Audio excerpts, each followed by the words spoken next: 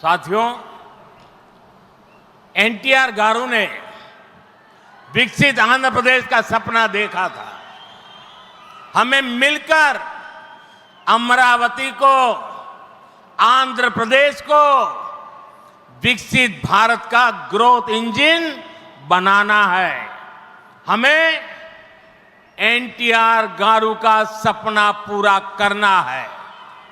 चंद्रबाबू गारू, brother पवन कल्याण, इदी मनमू చెయ్యాలి, ఇది మనమే చెయ్యాలి। మిత్రులారా, ఎన్టీఆర్ గారు వికసిత్ ఆంధ్రప్రదేశ్ కోసం కలకన్నారు. మనమందరం కలిసి అమరావతి మరియు ఆంధ్రప్రదేశ్ని వికసిత భారతదేశానికి గ్రోత్ ఇంజన్గా తయారు చేయాలి. మనం ఎన్టీఆర్ గారి కలల్ని నిజం చేయాలి. నారా చంద్రబాబు నాయుడు గారు, అలాగే సోదరులు పవన్ కళ్యాణ్ గారు, ఇది మనం చేయాలి, ఇది మనమే చేయాలి। साथियों, बीते 10 सालों में भारत ने देश में फिजिकल, डिजिटल और सोशल इंफ्रास्ट्रक्चर पर विशेष बल दिया है। भारत आज दुनिया के उन देशों में शामिल है जहां का इंफ्रास्ट्रक्चर तेज गति से आधुनिक हो रहा है। इसका फायदा आंध्र प्रदेश को भी मिल रहा है। आज भी रेल और रोड से जुड़े हजारों करोड़ के प्रोजेक्ट आंध्र प्रदेश को मिले हैं। మిత్రులారా, గత 10 ఏళ్లలో భారతదేశం ఫిజికల్, డిజిటల్ మరియు సోషల్ ఇన్ఫ్రాస్ట్రక్చర్ పై ప్రత్యేక దృష్టి సారించింది. ఇప్పుడు భారత్ ప్రపంచంలో అత్యంత వేగంగా మౌలిక వసతులు అభివృద్ధి చెందుతున్నటువంటి దేశాల్లో ఒకటిగా నిలుచుంది. ఇది ఆంధ్రప్రదేశ్కు కూడా ప్రయోజనంగా మారబోతుంది. ఈ రోజు కూడా రైల్ మరియు రోడ్డు ప్రాజెక్టులలో రాష్ట్రానికి వేల కోట్ల రూపాయలు కేంద్రం తరపున అందించడం జరుగుతుంది। यहां आंध्र प्रदेश में कनेक्टिविटी का नया अध्याय लिखा जा रहा है। इन प्रोजेक्ट से एक जिले से दूसरे जिले की कनेक्टिविटी बढ़ेगी, आसपास के राज्यों से कनेक्टिविटी बेहतर होगी। इससे किसानों के लिए बड़े बाजार तक फसल पहुंचाना आसान होगा और उद्योगों के लिए भी सुविधा होगी। टूरिज्म सेक्टर को और तीर्थ यात्राओं को बल मिलेगा। जैसे रेनीगुंटा नायडूपेटा हाईवे से तिरुपति बालाजी के दर्शन आसान होंगे। लोग बहुत कम समय में వెంకటేశ్వర స్వామి के दर्शन कर पाएंगे। ఆంధ్రప్రదేశ్లో కనెక్టివిటీకి ఒక కొత్త అధ్యాయం మొదలవబోతుంది। ఈ ప్రాజెక్టులతో ఒక జిల్లాకు మరొక జిల్లాకు కనెక్టివిటీ పెరుగుతుంది। పక్క రాష్ట్రాలతో కూడా అనుసంధానం ఏదైతే ఉందో అది కూడా మెరుగు కాబోతుంది। ఈ ప్రాజెక్టుల వల్ల రైతులకి పెద్ద మార్కెట్లకు తక్కువ సమయంలో తమ పంటని తీసుకొని వెళ్ళడానికి సులభం అవుతుంది। అలాగే ఉద్యోగస్తులు మరియు పారిశ్రామికులు కూడా సౌకర్యం కలుగుతుంది। పర్యాటకం, తీర్థయాత్రలకి, ఆ రంగాలకి కూడా ఉపయోగపడుతుంది। ఉదాహరణకు రేణుగుంట నుంచి నాయుడుపేట కొత్త హైవే ఏదైతే ఉందో దాని ద్వారా తిరుపతి వెంకన్న స్వామి వారి దర్శనం చాలా సులభంగా మనకు అవుతుంది। తక్కువ సమయంలో ప్రజలు ఆ స్వామి వారిని దర్శనం చేసుకొని ఆ అవకాశం పొందుతారని కూడా తెలియజేస్తున్నాను। साथियों, दुनिया में जो भी देश तेजी से विकसित हुए हैं उन्होंने अपनी रेलवे पर बहुत अधिक बल दिया है। बीता दशक भारत में रेलवे के ट्रांसफॉर्मेशन का रहा है। भारत सरकार ने आंध्र प्रदेश में रेलवे के विकास के लिए रिकॉर्ड पैसे भेजे हैं।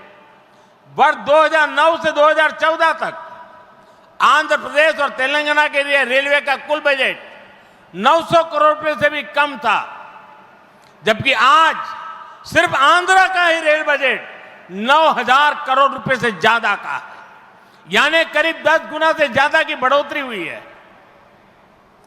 మిత్రులారా, ప్రపంచంలో వేగంగా అభివృద్ధి చెందిన దేశాలు ఏవైతే ఉన్నాయో అవన్నీ కూడా తమ రైల్వే మీద చాలా ప్రాముఖ్యత సారించారు। గత దశాబ్దంలో భారతదేశంలో కూడా రైల్వే మీద ఎక్కువగా పరివర్తన జరిగింది। కేంద్ర ప్రభుత్వం ఆంధ్రప్రదేశ్ రైల్వే అభివృద్ధికి కూడా రికార్డు స్థాయిలో నిధులు మంజూరు చేయడం జరిగింది। 2009 నుంచి 14 వరకు ఆంధ్రప్రదేశ్ మరియు తెలంగాణ కలిసి ఉన్నప్పుడు రాష్ట్రం తాలూకా బడ్జెట్ కేవలం 900 కోట్లు కూడా ఉండేది కాదు। కానీ ఇప్పుడు కేవలం ఆంధ్రప్రదేశ్కు మాత్రమే రైల్వే బడ్జెట్ 9,000 కోట్ల దాటి ఈరోజు అందిస్తున్నాం. అంటే ముందు కంటే 10 రెట్లు ఎక్కువ బడ్జెట్ అభివృద్ధి జరుగుతుందని తెలియజేస్తున్నాను. साथियों, रेलवे के बढ़े हुए बजट से आंध्र प्रदेश में रेलवे का 100% इलेक्ट्रिफिकेशन हो चुका है.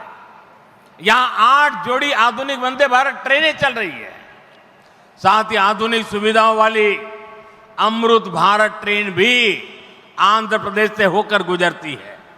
बीते 10 साल में आंध्र प्रदेश में 750 से अधिक रेल फ्लाईओवर और अंडरपास बनाए गए हैं.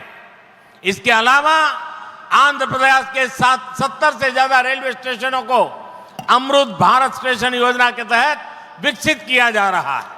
మిత్రులారా, ఈ పెంచిన రైల్వే బడ్జెట్ వల్ల ఆంధ్రప్రదేశ్లో 100% ఎలక్ట్రిఫికేషన్ మనం పూర్తి చేసుకున్నాం. ఇక్కడ 8 సరికొత్త వందే భారత్ ట్రైన్లు ప్రారంభమయ్యాయి. దానితో పాటు ఆధునిక వసతులతో కలిగి ఉన్న అమృత్ భారత్ రైళ్లు కూడా ఆంధ్రప్రదేశ్ నుంచి వెళ్తుంది. గత 10 ఏళ్లలో 750 కంటే ఫ్లైఓవర్ బ్రిడ్జ్లు కానీ అండర్ పాసేజీలు కానీ రైల్వేస్లో నిర్మించబడింది. అంతేకాకుండా 70కి పైగా రైల్వే స్టేషన్లు మన ఆంధ్రప్రదేశ్ రాష్ట్రంలో అమృత్ భారత్ స్టేషన్ పథకం కింద అభివృద్ధి కూడా చేస్తున్నామని తెలియజేస్తున్నాను. साथियों, इंफ्रास्ट्रक्चर के लिए जब इतने सारे काम होते हैं तो उसका बहुत मल्टीप्लायर इफेक्ट होता है. इंफ्रास्ट्रक्चर के निर्माण में जो रॉ मटेरियल लगता है उसे मैन्युफैक्चरिंग इंडस्ट्री को बल मिलता है. सीमेंट का काम हो, स्टील का काम हो, ट्रांसपोर्टेशन का काम हो, ऐसे हर सेक्टर को इससे फायदा होता है. इंफ्रास्ट्रक्चर विकास का सीधा लाभ हमारे नौजवानों को होता है. उन्हें ज्यादा रोजगार मिलते हैं. आंध्र प्रदेश के भी हजारों युवाओं को इन इंफ्रा प्रोजेक्ट से रोजगार के नए मौके मिल रहे हैं. మిత్రులారా, ఇంత భారీ స్థాయిలో మౌలిక వసతులు అభివృద్ధి జరగడం వల్ల ఆర్థిక వ్యవస్థలో మల్టీప్లయర్ ఎఫెక్ట్ ఏర్పడుతుంది. నిర్మాణ రంగంలో కావలసిన రా మెటీరియల్స్, సిమెంట్ అయినా, స్టీల్ అయినా, రవాణా వంటి రంగాలకు గణనీయమైన డిమాండ్ ఏర్పడుతుంది. దీనివల్ల తయారీ పరిశ్రమలకు బలం ఏర్పడుతుంది. ఈ పరిశ్రమల ద్వారా మన యువతకు నేరుగా ఉద్యోగ అవకాశాలు పెరుగుతాయి. ఆంధ్రప్రదేశ్లో వేలాది మంది యువకులకు ఈ ప్రాజెక్టుల వల్ల సరికొత్త ఉపాధి అవకాశాలు కూడా లభిస్తాయని తెలియజేస్తున్నాను.